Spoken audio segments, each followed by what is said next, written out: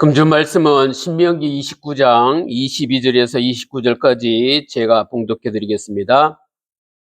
너희 뒤에 일어나는 너희의 자손과 멀리서 오는 객이 그 땅의 재앙과 여호와께서 그 땅에 유행시키시는 질병을 보며 그 온 땅이 유황이 되며 소금이 되며 또 불에 타서 심지도 못하며 결실함도 없으며 거기에는 아무 풀도 나지 아니함이 옛적에 여호와께서 진노와 격분으로 멸하신 소돔과 고모라와 아드마와 스보임의 무너짐과 같음을 보고 물을 것이요 여러 나라 사람들도 묻기를 여호와께서 어찌하여 이 땅에 이같이 행하셨느냐 이같이 크고 맹렬하게 노하심은 무슨 뜻이냐 하면 그때의 사람들이 대답하기를 그 무리가 자기 조상의 하나님 여호와께서 그들의 조상을 애굽에서 인도하여 내실 때에 더불어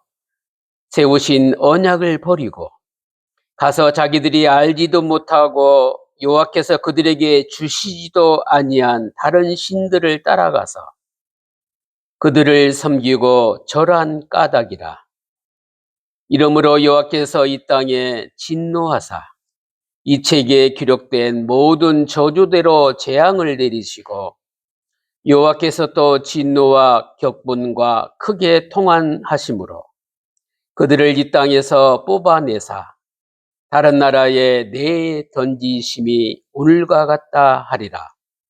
감추어진 일은 우리 하나님 여호와께 속하였거니와 나타난 일은 영원히 우리와 우리 자손에게 속하였나니 이는 우리에게 이 율법의 모든 말씀을 행하게 하심이니라. 아멘. 이스라엘에게 재앙과 질병이 내려졌습니다. 이 소돔과 고모라처럼 하나님의 맹렬한 이 진노와 분노로 온 땅이 유황이 되고 소금이 됐다고 이렇게 대답하시는데 왜 그럴까요? 애굽에서 구해내신 하나님과의 언약을 버리고 자기들이 알지도 못하던 다른 신들을 섬겼기 때문입니다. 하나님을 떠났기 때문이고 말씀에 순종하지 않았기 때문이고 그래서 말씀 떠나는 것은 결국 우상 섬기는구나 하는 것을 볼 수가 있습니다. 이스라엘 백성들이 하나님 말씀인 계명을 지키지 아니해서 어려움 당했다는 사실을 우리 마음에 각인시켜야 될 줄 압니다. 이스라엘 백성들이 재앙과 질병에 걸리다 보니까 온 땅이 황폐해지고 병이 창궐합니다. 이 땅의 문제는 하나님 떠난 문제예요. 우상 섬기는 문제구나. 다른 신 섬기는 게 문제구나. 눈에 보이는 형상, 우상 섬기는 것도 문제지만 하나님 앞에 서지 못하는 것. 하나님 말씀에 순종하지 못하는 것. 하나님보다 강조하는 그것들이 하나님이 보실 때는 우상일 수 있다는 사실입니다. 그래서 모세는 하나님께서 행하시는 일은 하나님께 속했으니까 하나님께 맡기고 말씀 순종하며 말씀에 충성하며 살라고 있는 내용입니다. 그래서 첫 번째로 저주가 내려지는 이유입니다. 22절에서 23절입니다. 너희 뒤에 일어나는 너희의 자손과 멀리서 오는 객이 그 땅의 재앙과 여호와께서 그 땅에 유행시키시는 질병을 보며 23절 그 온 땅이 유황이 되며 소금이 되며 또 불에 타서 씨를 심지도 못하며 결실함도 없으며 거기에는 아무 풀도 나지 아니함이 이쪽에 여호와께서 진노와 격분으로 멸하신 소돔과 고모라와 아드마와 스보임의 무너짐과 같음을 보고 물을 것이요. 이 네 지역이 있잖아요. 소돔, 고모라, 아드마, 스보임. 하나님의 심판으로 무너진 도시들을 말씀하고 계십니다. 창세기 19장 24절에서 25절 내용이지요. 왜 이 네 도시가 무너졌습니까? 타락이요, 완전히 극치를 달립니다. 타락의 극치를 보여줄 때에 하나님께서 유황불로 심판하신 지역입니다. 하나님의 진노가 내려지면 이스라엘이 하나님과 맺은 언약이 어겼다는 것입니다. 그래서 하나님과의 언약을 어기면 병 또한 유행하는 질병으로 이렇게 심하게 되는 것을 볼 수가 있습니다.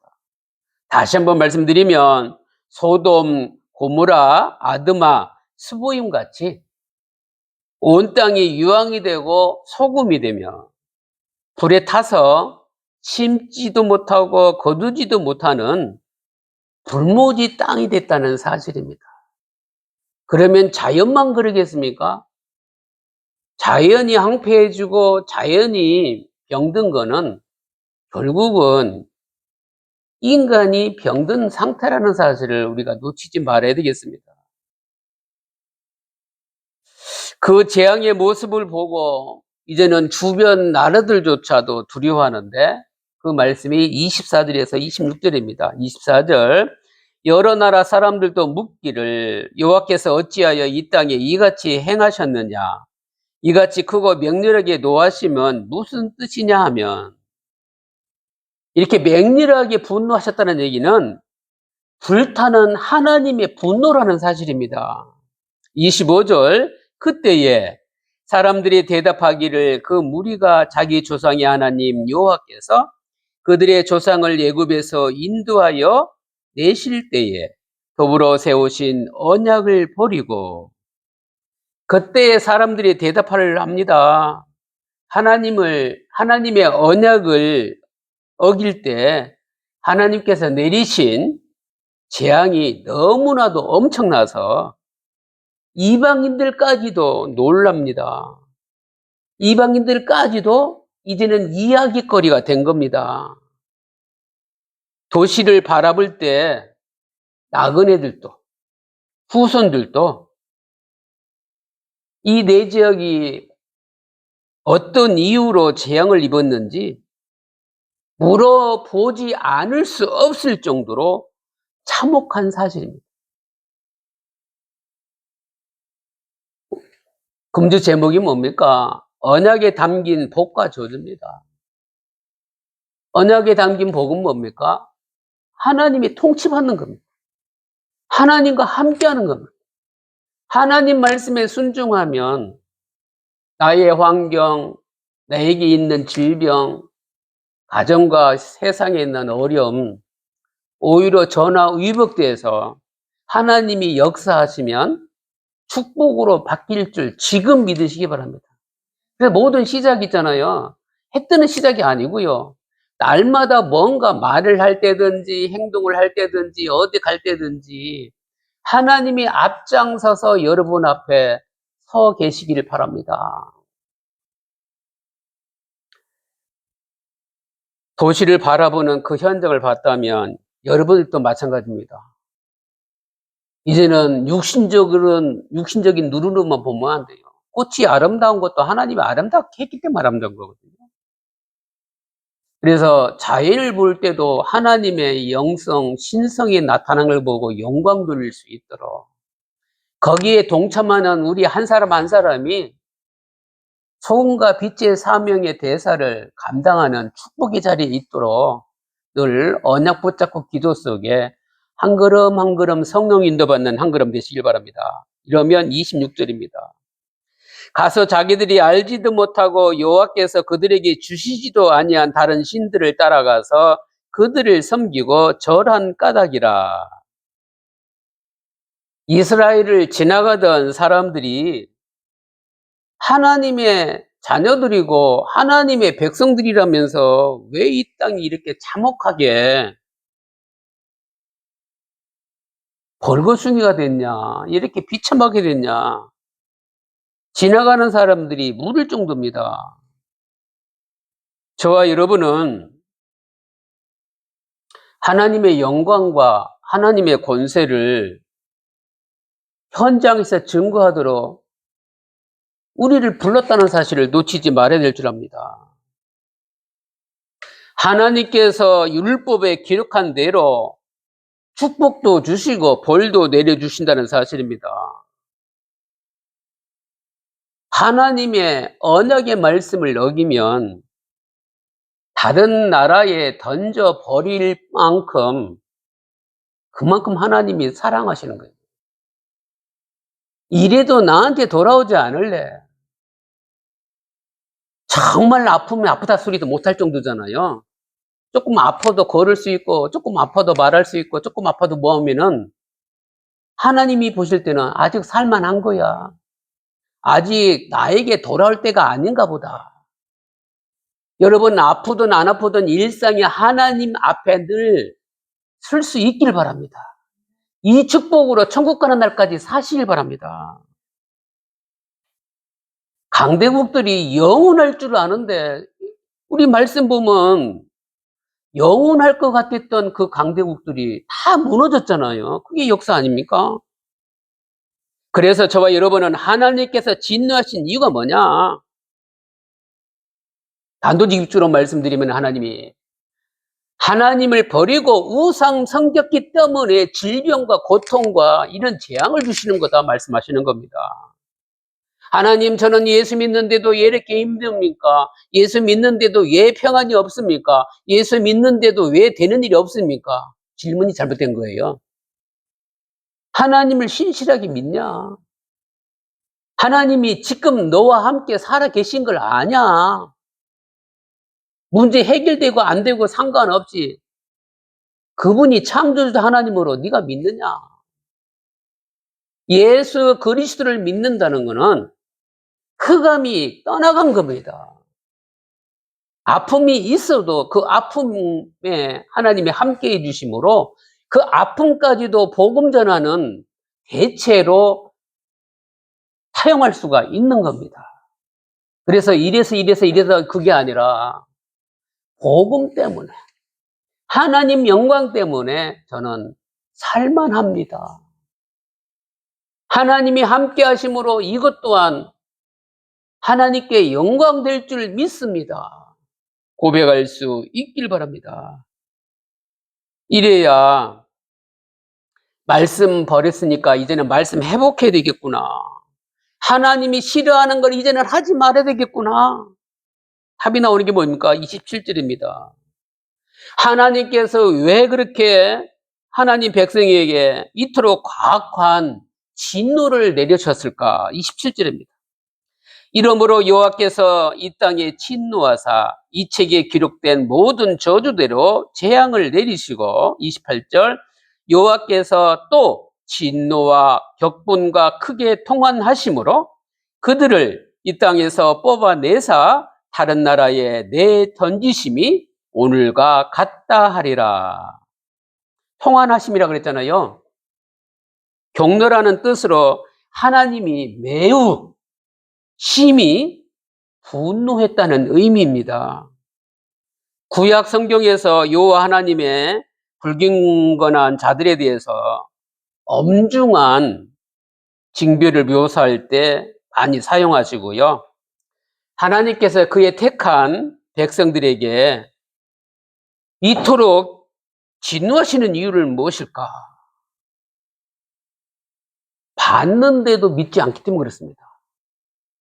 그래서 구약을 얘기하면은 출애굽 사건을 말씀 많이 하시잖아요. 출애굽을 일으키신 분이, 출애굽을 성취하신 분이 누구냐? 하나님이 아니시냐? 능력의 하나님을 구약에서 보여주셨습니다. 출애굽을 눈으로 직접 보고 경험했던 세대 또한 시간이 조금만 흘러가면 육신적으로 바뀌고 세상적으로 바뀌고 하나님은 멀리 있다니까요. 이게 뭡니까? 하나님이 세우신 언약을 파기한 겁니다. 그래서 어떻게 돼요? 하나님 떠난 삶을 사는 거예요. 개인적으로 하나님 떠난 삶을 살고, 대화할 때도 하나님 떠난 삶을 살고, 가정의 주인도 하나님 떠난 삶으로 살아가고, 직장 가도 하나님 떠난 삶으로 살아가고. 그러니까 나오는 게 뭡니까? 세상 자랑입니다. 나는 이래서 잘 돼가고 있어. 이래서 좋아. 부어라 마시라 막 먹지 않습니까? 재밌게 놀지 않습니까? 놀새 노새 뭐 젊어서 노새하면서. 우리는 그런 무의미한 삶으로 하나님이 인도해 주시지 않습니다. 잘 될 때나 안 될 때나 어려울 때나 힘들 때나 행복할 때나 하나님이 허락하셔서 이렇게 됐습니다. 하나님을 더 잘 믿도록, 더 바라보도록. 이래야 후대들이 하나님 더 바라보지 않겠습니까? 사무엘이 사는 동안 하나님을 다 믿었다 했잖아요. 사무엘을 아는 사람들. 그런데 가슴 아픈 일이 뭡니까? 사무엘이 또 왜 그렇게 했는지를 몰라요. 사사는 물려줄 수가 없는데 사무엘이 두 아들에게 사사를 물려줬어요. 사무엘은 처음부터 끝까지 신실하게 하나님께 쓰임 받았거든요. 이스라엘 백성들을 통치하고 지역을 통치하다 보니까 육신의 거리, 장소적인 부분은 늘 자녀하고 떨어져 있었단 말이에요. 그런데 영적인 거리가 멀어지다 보니까 아들들이 아버지가 걸었던 신앙의 발자취로 걷지 아니하고 사사하면서 이스라엘 백성들이 돈을 주니까, 그때는 돈이 아니겠죠. 자기 개인들의 이익을 위해서 재물을 취하는 걸 볼 수가 있습니다. 이 모습을 본 이스라엘 장로들이 사무엘 찾아와 가지고 당신이 걸었던 길을 자녀들이 두 사사가 걷지 아니하고 나쁜 길로 갑니다. 그래서 우리에게는 왕이 필요합니다. 왕 주세요. 과거 현장에서는 맞는 것 같죠. 왜냐면 다른 이웃의 나라들은 왕이 있어 가지고 통치하고 군대도 강하고 멋있어 보이잖아요. 왕을 달라는 얘기는 뭐냐면 하나님 필요 없습니다. 그 얘기는 마찬가지예요. 달라는 건 하나님께 달라는 거지만 인간이 이만큼 못됐습니다. 우리 하나님은 영혼을 살리시는 분입니다. 우리에게 생명을 주시는 분입니다. 당대에서 후대까지 이어지지를 않아요. 언약이. 왜 그럴까요? 나는 99.9% 믿음을 갖고 있는데 0.1%가 내 걸 챙기고 있어요. 근데 이것이 화살로 갔을 때는 자녀들에게는 그냥 100% 믿음 가운데 99.9% 믿음을 표현했던 걸 붙잡으면 참 좋겠는데, 한순간 실수했던 그 0.1%를 전부인 양 붙잡는 게 후대들이라니까요. 여러분, 뭘 전달하고 싶습니까? 내가 가지고 있는 실패 전달을 하시렵니까? 내가 생각하는 사고 전달을 하시렵니까? 내가 누리는 축복 전달을 하시렵니까? 처음부터 결단하시기 바랍니다. 하나님 한 분만이 너에게 유일한 하나님이라고. 이 땅에는 영원한 게 없다. 법이 바뀐다니까요. 세상이 바뀐다니까요. 시스템이 바뀐다니까요. 이 땅의 삶이 영원한 게 없습니다. 영원한 건 우리의 영원하고 하나님이 영원한 겁니다.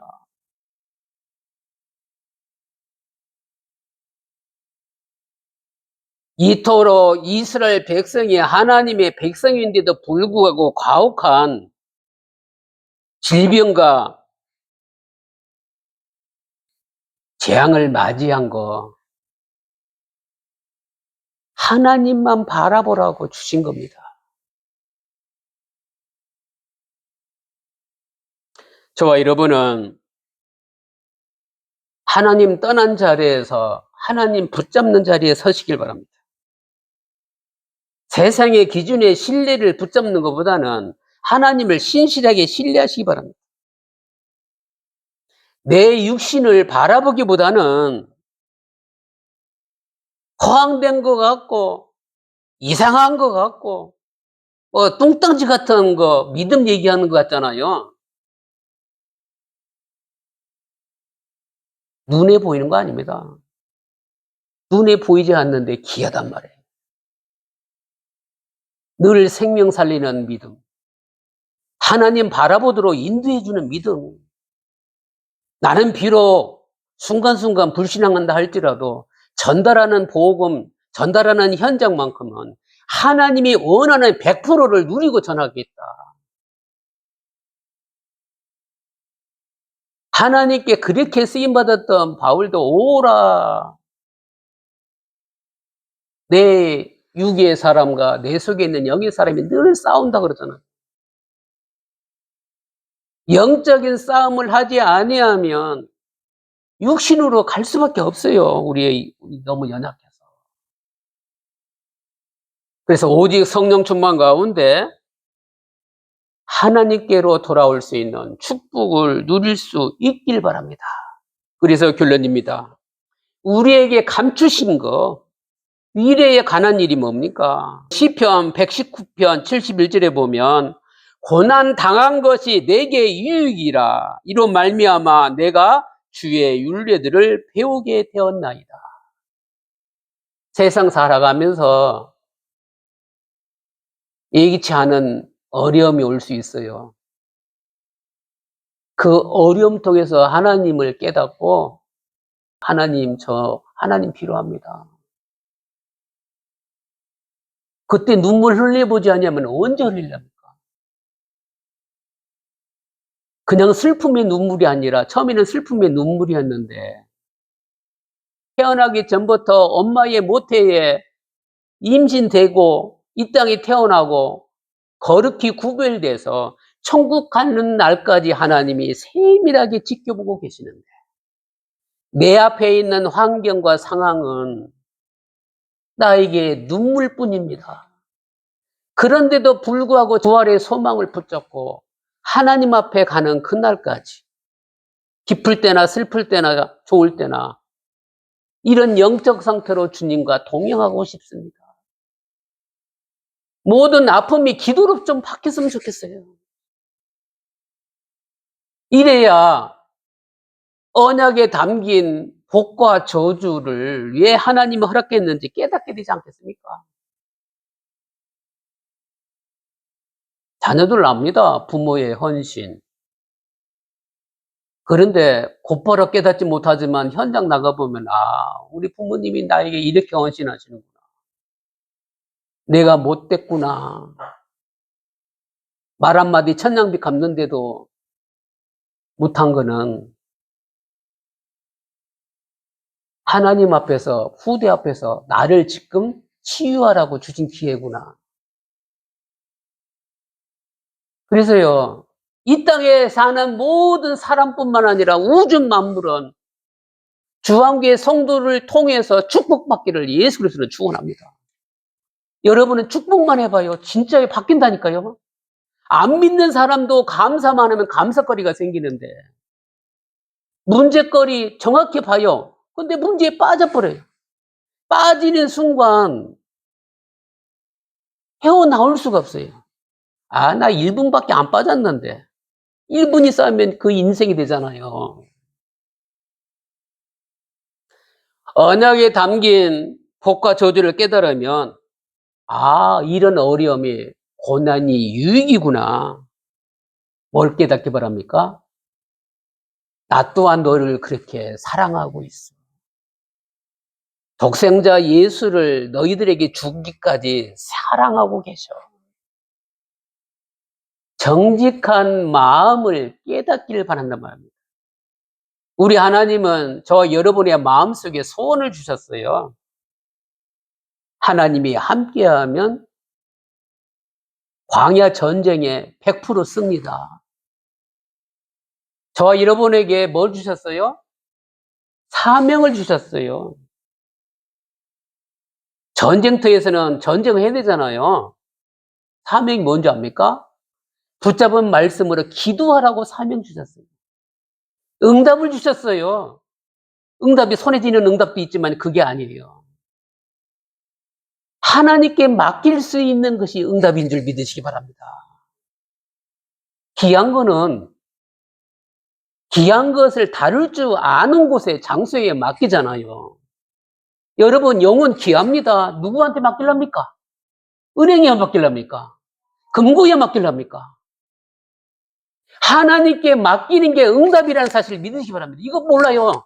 신앙생활 잘하는데도 몰라요. 하나님께 맡기지 않으니까 사명인 기도 모르죠.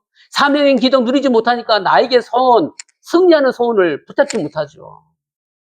한마디로 언약 붙잡고 승리하라는 얘기입니다. 그래서 저와 여러분은 고난 중에도 하나님 앞에서 솔직하시길 바랍니다. 핑계대지 않고 그리스도 예수 안에서 정직하시길 바랍니다.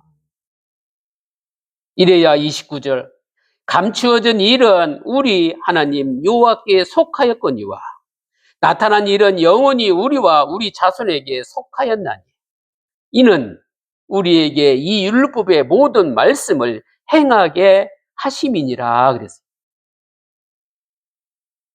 하나님은 구원과 관계되게끔 우주 만물을 움직이고 계십니다. 하나님의 계획과 섭리가 구원에 관계된 오늘과 미래의 일이라는 사실을 놓치지 마시기 바랍니다. 그래서 결론의 첫 번째는 감추어진 일입니다. 하나님께서 행하실 미래의 일이 뭡니까? 지금 예수 그리스도의 복음의 말씀으로 밝아졌습니다.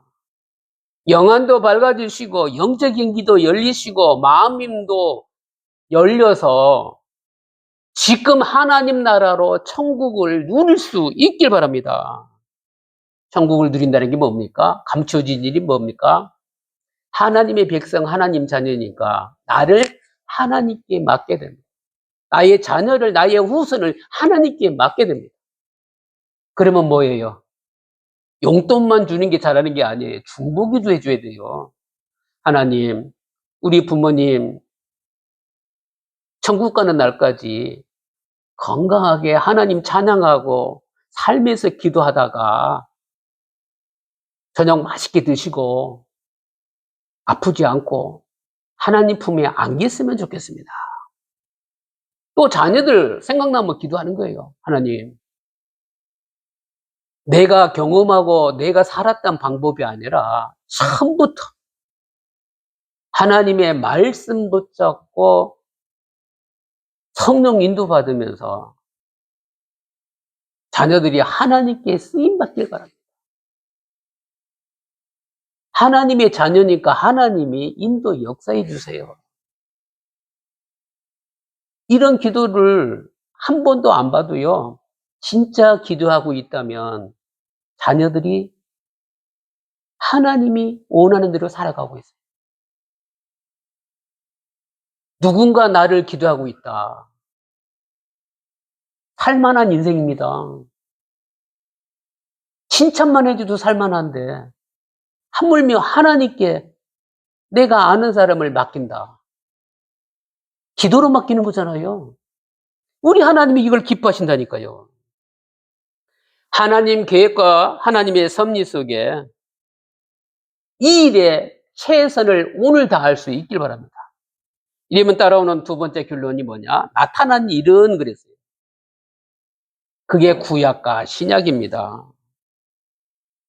하나님께서 우리에게 밝혀 드러내어 말씀하신 율법의 말씀이에요. 구약은 출애굽 사건을 통해서 하나님이 누구신지 가르쳐 주셨고 나타내 주셨습니다. 신약은요, 예수님이 십자가에 죽으시고 부활을 통해서 우리에게 예수 그리스도가 하나님이심을 알리셨습니다. 주는 그리스도시요 살아계신 하나님의 아들이심을 진짜로 믿는 저와 여러분 되시기 바랍니다. 하나님이 주신 말씀이 우리에게 어떤 분임을 나타낸 것을 우리가 믿는다면 이제는 마음에 각인할 것. 우리가 관심 가져야 될 게 뭐냐? 답은 나오죠? 복음의 말씀입니다. 복음의 말씀 붙잡고 나의 미래를 만들어 가시는 하나님을 바라보시기 바랍니다. 이러면 나의 모든 삶이 하나님께로부터 왔구나. 이것을 믿는 믿음 가운데 하나님이 원하시는 우선적인 것부터 지금 실천하고 사시길 바랍니다. 나의 생명이 하나님께 있음이 믿기에 언약에 담긴 복과 저주가 깨달아져서 생명의 말씀대로 살기를 예수 그리스도 이름으로 축원합니다. 기도하겠습니다. 하나님께 감사드립니다. 우리의 심령이 하나님만 섬기며 예수 그리스도의 말씀으로 가득 채워 주옵소서. 육체의 욕심이 아닌 성령을 따라 행하는 성도가 되게 해 주옵소서. 마음의 숨은 죄를 회개하고 의의 길로 가는 복된 삶의 여정 되게 은혜 내려 주옵소서. 주 예수 그리스도 이름으로 기도드립니다. 아멘. 지금은 우리 구주 예수 그리스도의 은혜와 하나님의 무궁하신 사랑하심과 성령님의 내주교통 충만 역사하심을 위해 언약에 담긴 복과 저주를 깨닫고 그리스도의 복음을 누리며 생명 살릴 모든 성도들 머리 위에 지금부터 영원토록 항상 함께 계실지어다.